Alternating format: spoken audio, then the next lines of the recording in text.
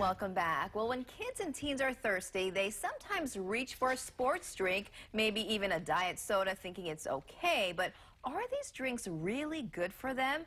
That's what we're looking at today, and we welcome back longtime pediatrician Dr. Teresa Wee for a closer look. Good morning. Welcome back. Good morning, Chris. We've been talking about four numbers of the past few months. 5210. Remind us what that is about. 5210 is a health initiative in Hawaii, and we're trying to spread the word through community partnerships to just have healthy eating and active living.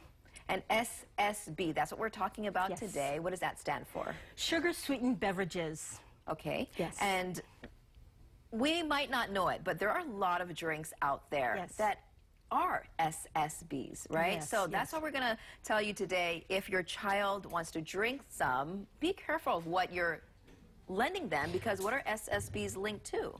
Well, what you drink makes more of a difference than you think.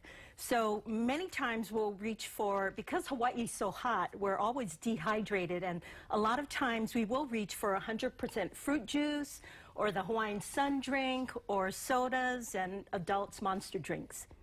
But as you can see, it's like liquid candy. In one can of a Monster drink, you have almost 17 teaspoons of sugar. In one can of Pepsi, you have 10 teaspoons of sugar, as well as Hawaiian Sun. But most importantly, 100% fruit juice is a concentrated source of sugar.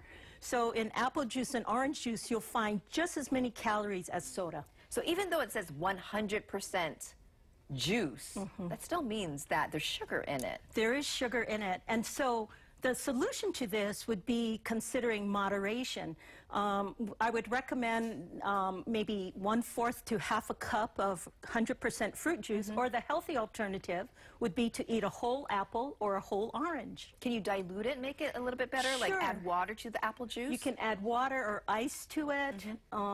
And again, we don't have to have it every day. We can have it as a special treat once or twice a week. That's true, because if you have too much, if you have it every day, it can lead to a number of conditions. First of all, weight gain. Right, obesity. And again, across the U.S., 1/3 of children are either obese or overweight. And so obesity contributes to chronic illness, especially heart disease, stroke, diabetes, cancer. And also, like you said, diet drinks with artificial sweeteners can make people actually gain weight. Yes, right? It actually increases your brain to think that you're hungry, so it actually causes you to eat even more.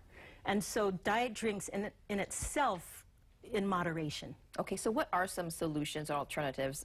If you do want a little treat here and there, what should you do? What can you do?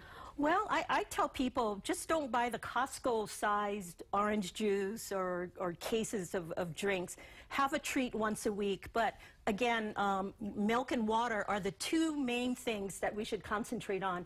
And to make water more interesting, I always like to add a little bit of lemon to it to flavor it. And you know, in Hawaii, we really do need to drink a lot of water. And on next month's topic, I'm going to talk about, concentrate on what we can drink, which is how much water and how much milk we really need. And what are the benefits of not drinking these drinks, aside from not gaining weight? Well, again, you know, you're going to have more room to eat more nutritious foods. You're going to have less dental cavities, and you're just going to feel better. You're going to have improved sleep, weight loss, more energy. Okay. And again, next week you said you're going to kind of concentrate on other type of beverages, right? Right. Let's concentrate on what we can drink on the next segment. And just a reminder, tomorrow, every Saturday, Dr. Wee's out there walking, so go ahead and join at 8 a.m. 8 a.m., Walk with a Doc, Central Oahu Regional Park. Come join me. All ages welcome. It's free and fun. All right. Thank you, Dr. Wee. Thank you, Chris. Have a good weekend. You too.